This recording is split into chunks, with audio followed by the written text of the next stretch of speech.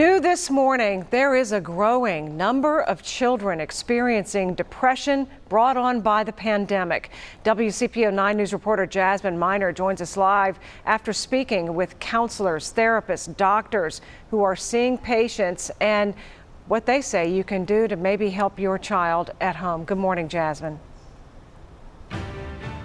Well, good morning, Julia. Specialists tell me that this pandemic is not just a physical thing, it's a mental thing, mostly because of the isolation. And isolation is something that we could very possibly see heading into the school year still, which means that depression is skyrocketing. And they tell me that it's our kids that are hurting the most.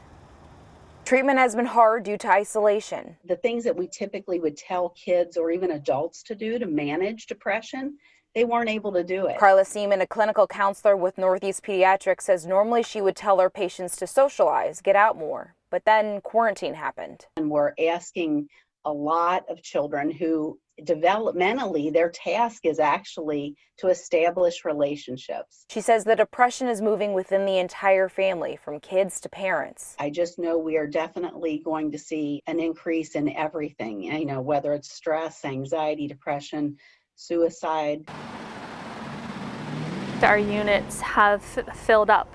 As of this morning, we are completely full, and that's unusual for us. Dr. TRACY Cummings at the Linder Center of Hope says for a while the isolation stopped patients from seeking treatment. I think that's very important for people to not delay their care right now. She says they had to get creative with phone and video chat, but with more teenagers coming in, she says now more than ever, people have to take care of each other. We have to have a bit of grace towards each other, a little empathy of what someone else may be experiencing in their particular household. Well, if you aren't seeing a counselor right now, or your kids don't have a counselor, there are certain things that both of those specialists tell me you can do at home if you have kids that struggle with anxiety or depression. That includes increasing physical activity, so spending more time outdoors, getting them on a good sleep schedule. They were telling me they have a lot of kids that are playing video games and watching TV till really late in the night.